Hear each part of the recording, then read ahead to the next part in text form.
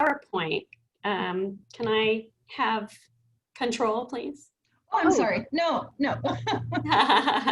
Actually, where am I? Rose, I'm so sorry. I had to take a phone call. I really wish I would have seen all of it. Oh, no problem. Let's see. You should be able to share your screen. Okay, I gotta go to the green share screen button. Okay. Let me go here.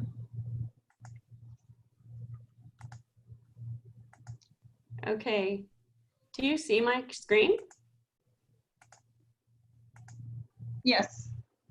Okay. It's just not in presentation mode. It's in, yeah, there it goes. There it is. Yeah. Okay, I need to, do you mind giving me a moment? I'm sorry. It's on the wrong computer. It's on the wrong one. Okay. Now do you still see it? No, we see your email. Okay, 1 minute. See, this is my test. I appreciate it, guys. No worries. Okay. We're here to support you, so. I appreciate it. Okay. Susanna and Pam are really used to my trying to figure this out. Okay, it's not in presentation mode, but I don't know how to do that apparently. Maybe I do. Okay. All right, so does everybody see this chart? So what is it?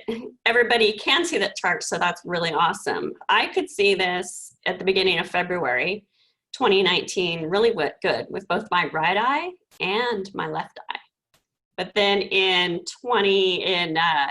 by the middle of February, all I saw was this with my right eye. And so I got immediately very scared.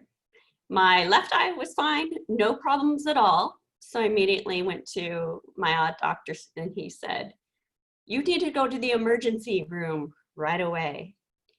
Did you know that the ophthalmology department at Kaiser actually has an emergency room?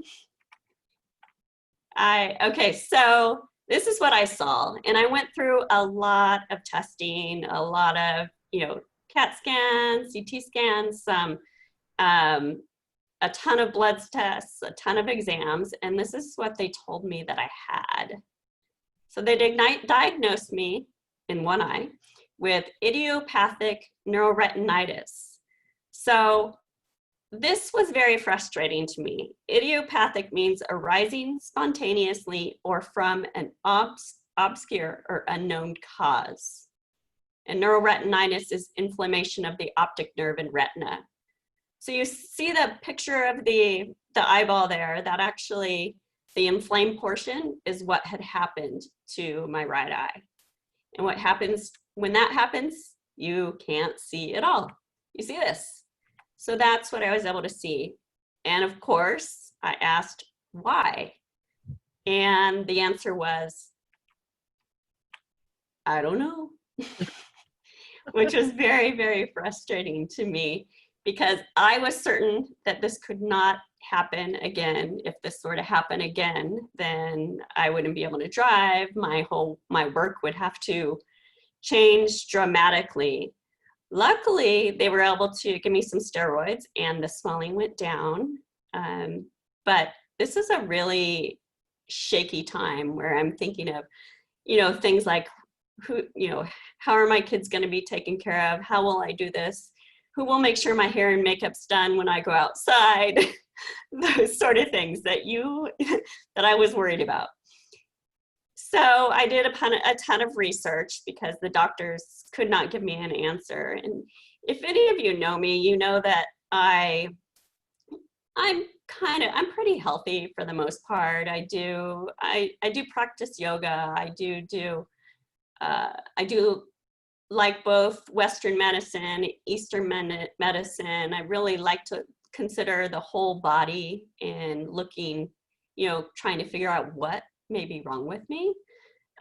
So I dove in a little bit more, not having an answer from my doctors, and I did a ton of reading. I listened to a ton of podcasts, and I just knew that this inflammation was coming from somewhere, and I could not let it happen again.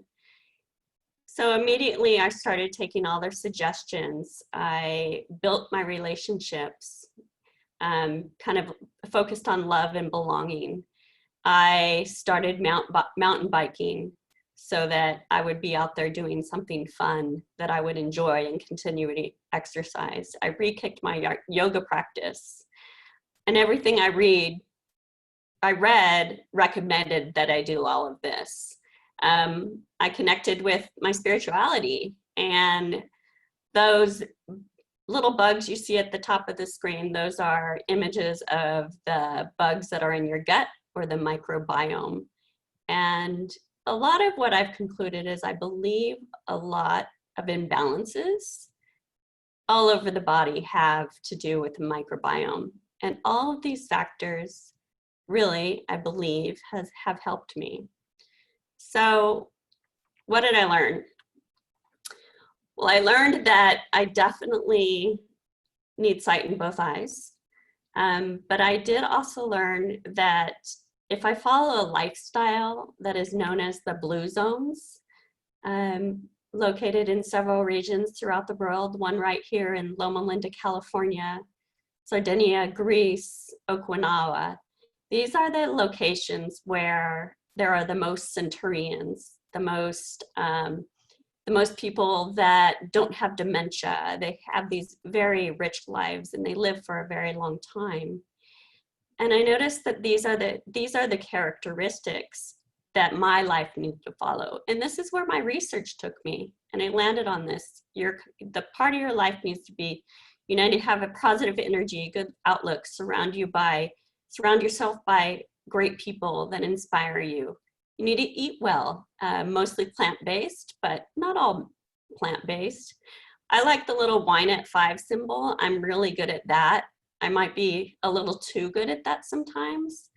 And again, connection with people, kind of the love and belonging, and move naturally. In Okinawa, Japan, I mean, they walk miles and miles and miles every day. And I think it's Sardinia, they have part of their religious practice is this spiritual dance that they do. And it's sort of all of these locations celebrate the togetherness and being with one another above all. So today, I don't know if it's because of all these different lifestyles that I've changed the best I can, but this is what I see today with corrective lenses. Took me about 1.5 years to get to this point, and I have to say I'm very excited. In fact, I called a couple of people and told them my great story on, I just spoke with my doctor, got some new lenses today, or last week, and this is what I can see. That's my personal story about my vision. Thank you.